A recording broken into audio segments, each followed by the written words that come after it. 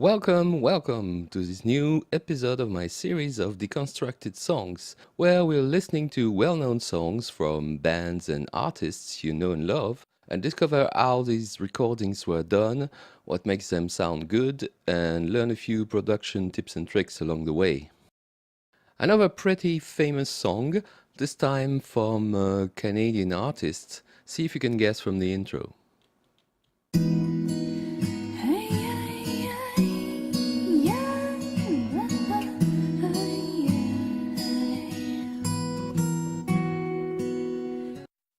So the song is Ironic from Alanis Morissette. It's a third single from her third album, Jagged Little Pill, which was released in 1995 to worldwide acclaim and is certified gold and platinum in many countries.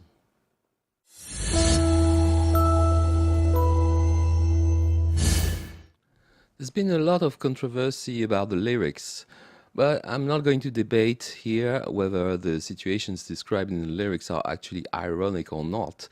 I'll just leave you to do that, so let me know what you think in the comments. The lineup is Alanis Morissette on vocals, of course, Glenn Ballard, who co-wrote the song on guitars, Lance Morrison on bass, Rod Ladd on drums, Michael Thompson on organ, and Basil Fung on guitar.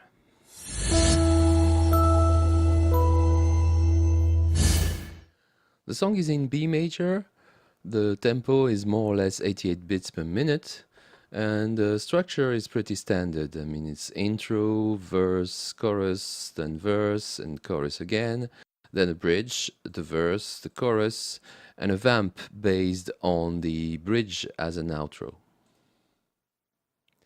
What's interesting about this chord progression, though, is, for example, in the verse, how it emphasizes one of the notes that has different role in different chords. So, for example, in the verse, you've got this chord progression of G flat over B flat, then B sus2, then G flat over B flat again, and A flat minor. Listen to how the D flat, which is the fifth of the G flat major, is kept on the second B chord, making it a B sus2. Listen to that.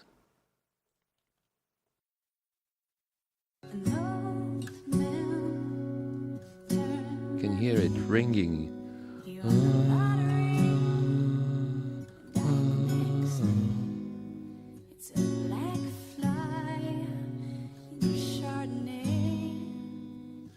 It's much more interesting than playing just G flat, B, G flat, A flat minor. I mean, it would be pretty boring, honestly. This is played on a capo on 4th fret because you can hear actually the open strings ringing. And everywhere in the verses, this D flat is emphasized, and you will hear it on most of the guitar parts.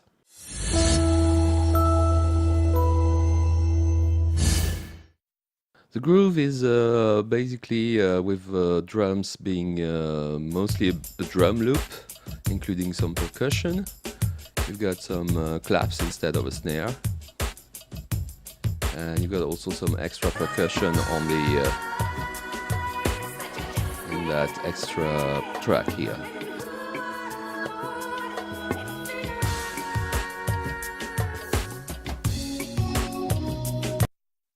In the third verse, though, which is introduced by a very nice reverse cymbal, you have some mainly percussions. Listen to that one. So here you have two shakers, one on the left, one on the right. You got bongos, congas, and clave.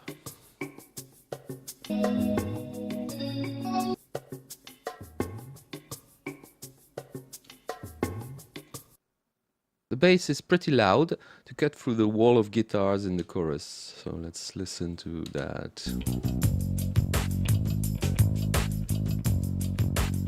Pretty compressed, of course, to really have an even sound and really cut through the mix.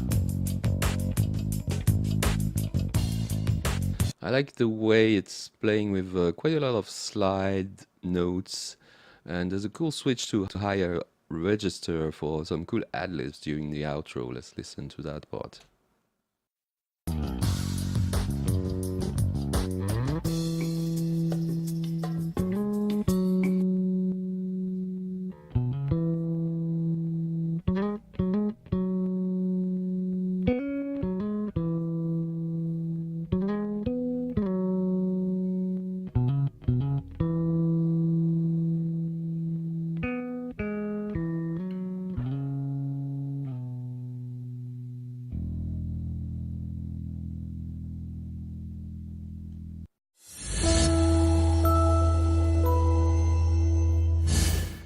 There are plenty of guitars on that song, starting of course by the acoustic in the intro and first verse.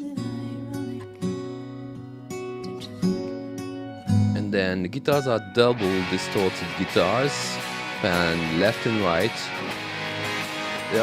There's still the acoustic guitar, which both acoustic guitars actually strumming, which gives it more dynamic.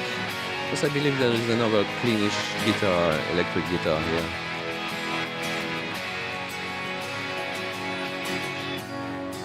So on that second verse you have two acoustic doubles, pretty compressed to bring out the transient again, and a solo electric part.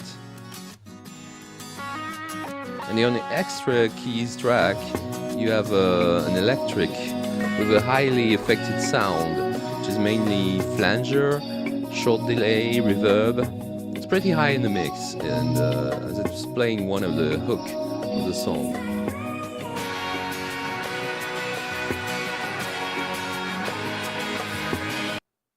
On the bridge, on top of the acoustic strumming, you got this main affected guitar, which again is pretty high in terms of level. Then on the verse we're back to just the acoustic, which gives a great contrast before the final chorus, where it's bringing everything in.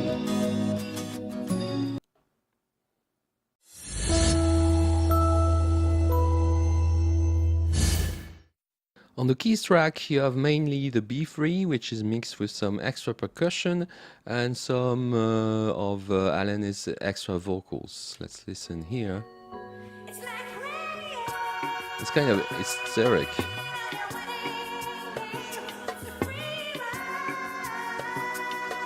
There's tons of reverb to push them further in the mix. Now, you've probably noticed that some of the notes that she's singing here on that extra part are a bit off. And this wouldn't exist nowadays with autotune. But I think it actually kind of contributes to the hysteric vibe of the chorus if we listen to both the main vocal and that part is actually working. It's like rain on your wedding day. It's a free ride when you've already paid. It's the good advice.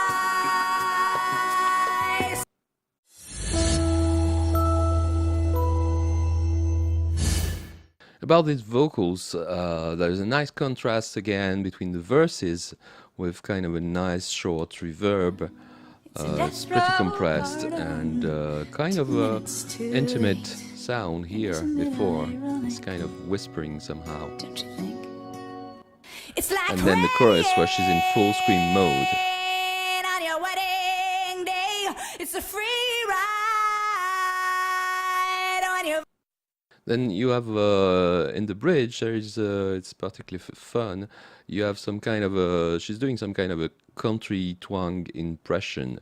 Let's Life listen is to a that. funny way of sneaking up on you when you think everything's okay and everything's going right.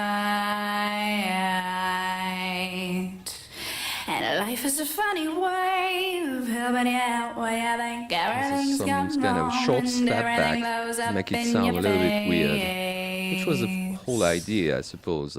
Because to be honest, without the written lyrics, it's pretty hard to understand what she says.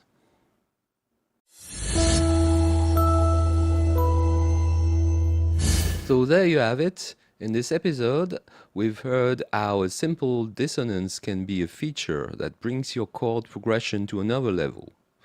How it is important to vary the dynamic and contrasts between the various sections of a song, and even how autotune is not the be and end all of production, because sometimes a compelling performance trumps a perfectly in tune one when it comes to conveying emotion in a song. I hope you enjoyed that. Think of giving this a like, put your thoughts in the comments, and of course remember to subscribe because there will be plenty more deconstructed songs in the coming days and weeks.